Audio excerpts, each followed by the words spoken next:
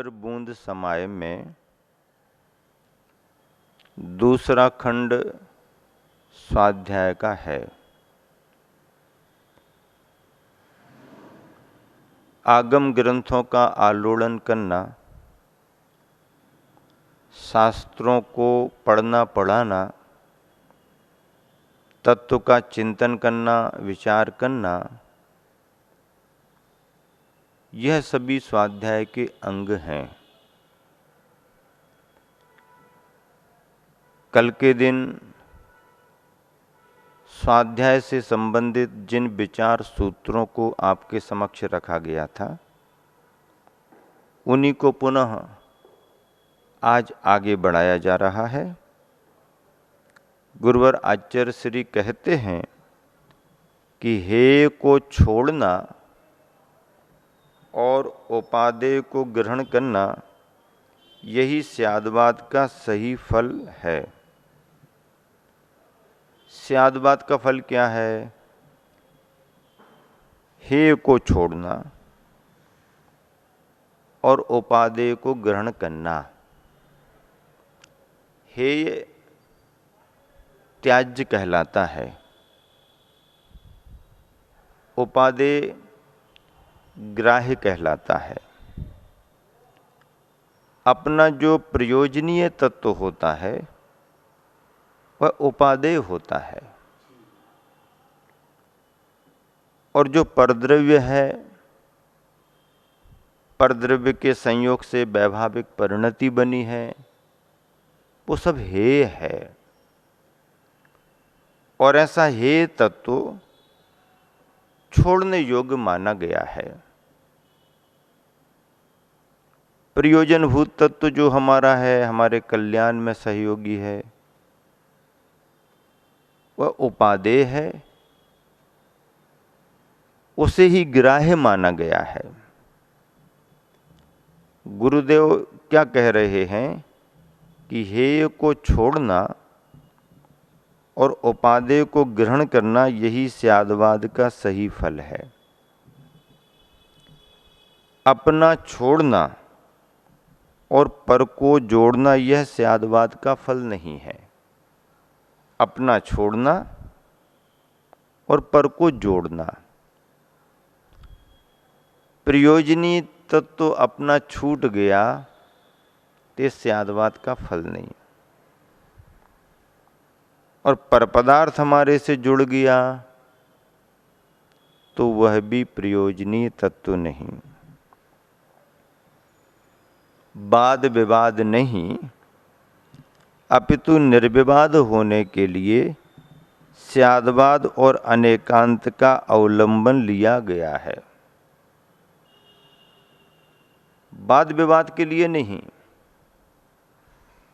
किंतु निर्विवाद होने के लिए स्याद्वाद और अनेकांत का आलंबन लिया गया है। स्याद्वाद और अनेकांत ये जैन दर्शन के मौलिक शब्द हैं। इन दोनों मौलिक शब्दों में जैन दार्शनिकता समाई हुई है, और इन सिद्धांतों का प्रयोग वाद विवाद के लिए नहीं होता है। ये तो संवाद के आधार बनते हैं, और संवाद जहां भी होता है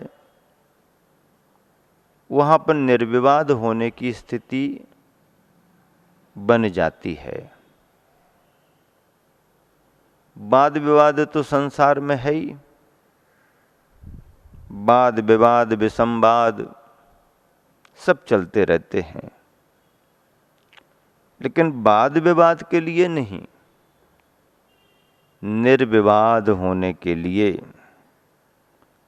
स्याद्वाद और अनेकांत का अवलंबन लिया गया है।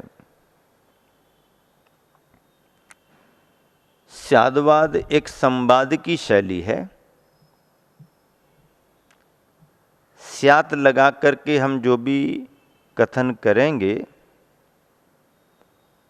वह अपेक्षाओं को लेकर के होता है, और अपेक्षा लगा करके बात करो तो अपने आप में बात जम जाती है, बात जमती है। क्योंकि अपेक्षा लेकर के बात नहीं करो तो सामने वाले को बात जमती नहीं है। अपेक्षाओं के साथ ही कथन होता है, और अपेक्षा सहित कथन अपने आप में स्वीकृत हो जाता है। अगला कोटेशन है, बाद के पीछे एकांत लगाओगे तो गलत हो जाएगा। बाद के पीछे एकांत लगाओगे तो गलत हो जाएगा। बाद के पीछे तो स्याद लगाओ, स्यादवाद कहो, अनेकांत धर्म कहो। बाद के पीछे एकांत नहीं लगाना। एकांत लग गया तो कथन हमारा गलत हो गया। एकांत के साथ कही गई बात हमारी गलत साबित होती है। इसलिए बाद के पीछे तो स्याद लगाओ। बाद के पीछे क्या लगाओ? स्याद लगाओ, स्यादवाद कहो, अनेकांत धर्म कहो। अनेकांत धर्म है। स्यादवाद के साथ सुशोभित होता है। अनेकांत वस्तु का धर्म है, और स्यादवाद उस धर्म के कथन करने की शैली। ख्याल में आया कि नहीं आया? समझ में आ रहा कि नहीं आ रहा? ये दो शब्द बहुत मौलिक हैं, महत्वपूर्ण हैं, अनेकांत और स्यादवाद। अनेकांत वस्तु का धर्म है। धर्म, ऐसी कोई वस्तु नहीं है जो अनेकांतात्मक ना हो। उस अनेकांतात्मक वस्तु की सिद्धि स्यादवाद के माध्यम से होती है। स्यादवाद कथन शैली है, कहने का ढंग है। कहने के ढंग अनेक प्रकार के होते हैं। जिनवाणी में 4 अनुयोग हैं। चारों अनुयोगों की कथन पद्धति अलग अलग है।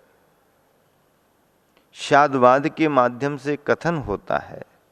7 भंगों में सारी बात सामने आ जाती है, और स्यादवाद के कथन को सुनकर के सभी विचारधारा के लोग संतुष्ट हो जाते हैं, संतुष्ट हो जाते हैं। इसलिए गुरुदेव बार बार जोर दे करके कहते हैं। क्या कहते हैं जोर दे करके? सुन रहे कि नहीं सुन रहे? जोर दे करके कहते हैं कि बाद के पीछे एकांत लगाओगे तो गलत हो जाएगा, एकांतवाद हो जाएगा। तो बाद के पीछे तो स्याद लगाओ तो स्यादवाद हो जाएगा। स्यादवाद कहो, अनेकांत धर्म कहो। दोहा है, मेटे बाद विवाद को निर्विवाद स्यादवाद। मेटे बाद विवाद को निर्विवाद स्यादवाद। सब बादों को खुश रखे पुनि पुनि कर संवाद। पुनि पुनि कर संवाद, सब बादों को खुश रखे। कितनी भी मान्यताएं हों, सर्वथा कोई गलत नहीं होता। किसी ने मान लीजिए मुझको मूर्ख कह दिया, तो एक अपेक्षा से उसका कथन गलत भी है, पर एक अपेक्षा से उसका कथन सही भी तो है। क्यों? क्योंकि संसार में छद्मस्त व्यक्ति को मूर्ख कह दिया जाए तो कुछ भी गलत नहीं है। आचार्यों ने प्रतिक्रमण में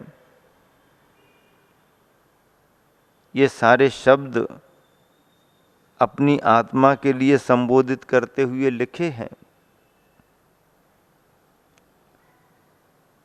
पापिष्ठेन दुरात्मना जड़ धिया, जड़ धिया, जड़ धिया का अर्थ ही तो ये होता है, माया बिना लोभिना। ये शब्द वही तो है। किसी ने कह दिए तो क्या हुआ? कोई कहता तो आप तो अज्ञानी हो, दुनिया कह रही आप बहुत बड़े ज्ञानी हो, और एक आदमी कह रहा आप अज्ञानी हो। तो दुनिया कह रही है कि आप ज्ञानी हो तो दुनिया गलत नहीं है, और यदि इसने कह दिया आप अज्ञानी हो तो इसका कहना भी गलत नहीं है। दुनिया इसलिए ज्ञानी कह रही है कि दुनिया को हमारे से तत्व का ज्ञान मिल रहा है, धर्म का ज्ञान मिल रहा है। तो जो ज्ञानी होता है वही तो ज्ञान प्रदान कर सकता है। और यदि किसी ने अज्ञानी कह दिया तो इसमें भी क्या बुराई है? उसकी अपेक्षा समझ लो। उसकी अपेक्षा ये है कि भगवान की अपेक्षा हमारा बहुत कम ज्ञान है, इसलिए उनके सामने हम अज्ञानी ही हैं। आचार्य श्री के सोच भी निराले निराले रहे हैं।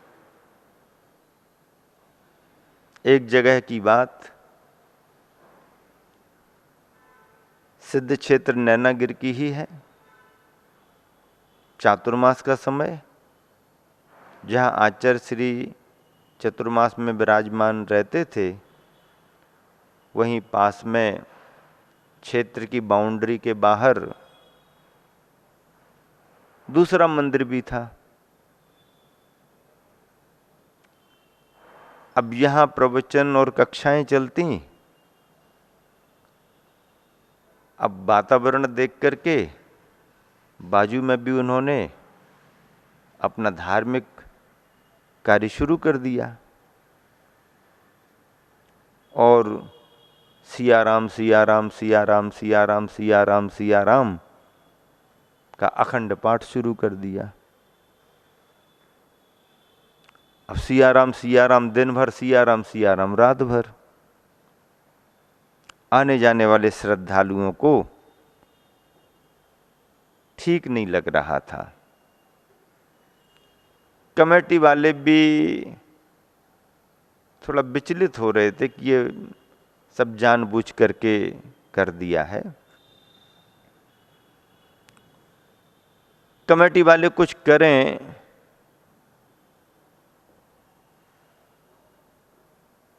कि उन्होंने सोचा कि कुछ प्रतिकार करें कि उसके पहले एक बार गुरुदेव से निवेदन कर लिया जाए। तो उन्होंने कहा, गुरुदेव आप यहाँ विराजमान रहते हो, दिन में और रात में सब आवाज़ें आती हैं, आप और दूसरे मंदिर में जाके विराजमान हो जाएं तो आवाज़ कम हो जाएगी। आचार्य श्री ने कहा कि जो जैसा है चलने दो। नहीं गुरुदेव, फिर भी दिन तो ठीक है, रात में फिर रात भर चलता रहता है तो रात में आपको व्यवधान तो होता ही होगा। तो आचार्य श्री हंस के कहने लगे, इसमें व्यवधान की क्या बात? अरे नहीं आचार्य श्री, सब लोग पूरी चर्चा का विषय है कि ये व्यवधान है। बोले नहीं, मुझे तो कुछ व्यवधान जैसा नहीं लगता। तो फिर क्या है? आचार्य श्री हंस के कहने लगे, बोले वो जो बोल रहे हैं उसमें से मैंने एक अच्छा अर्थ भी तो निकाल लिया। अब सब पूछने लगे आचार्य श्री क्या अर्थ निकाल लिया? बोले उनके शब्द सुन सुन के हमारा तो चिंतन चलता रहता है। हाँ, रात में भी मेरा चिंतन चलता रहता है, आवाज आती है, जब भी ख्याल में आता है मेरा चिंतन चलता रहता है। अच्छा श्री क्या चिंतन चलता रहता है? आपको कोई प्रतिकूलता नहीं लगती? आपको ऐसा नहीं लगता कि ये क्यों चालू कर दिया? बोले अपना अपना काम है, मैं अपना काम करता रहता हूँ। तो अच्छा श्री क्या चिंतन चलता आपका? बोले वो यही तो कह रहे हैं ना, सिया राम सिया राम सिया राम सिया। तो इसमें गलत क्या है? अरे हमारे शास्त्र भी तो कहते हैं तू सिया राम ही तो है। सिया सिया प्राकृत में सिया शब्द स्यात के लिए आता है, स्यात, और राम स्यात राम स्यात राम। मतलब हमारा शास्त्र भी तो कहता है कि हे भव्यात्मा तुम्हारी आत्मा स्यात राम है, स्यात राम है, सिया राम है, स्यात राम है, कथनचित राम है। राम बनने की योग्यता है, महावीर बनने की योग्यता है, भगवान बनने की योग्यता है। जिसमें योग्यता होती है उसे सिया राम स्यात राम कहा जाता है। तो जब भगवान बनने की योग्यता है वही तो पाठ कर रहे हैं वो, इसमें बुराई करने मानने की क्या बात है? मुझे तो कुछ नहीं लगता, जिसका जो हो चलने दो, मैं तो अपना चिंतन करता रहता। सुन करके लोग आश्चर्यचकित हो गए, अरे भाई प्रतिकूलता में भी अपने आप को चिंतन के मार्ग में ढाल लेना, शांति और समता का परिचय देना, ये गुरुदेव की साधना का प्रभाव है, शादवाद की विचारधारा है। अपने कहने से तो कोई बदलता है नहीं, उसी में से अपना कोई ऐसा अर्थ निकाल लो जिसमें अपना मन संतुष्ट हो जाए।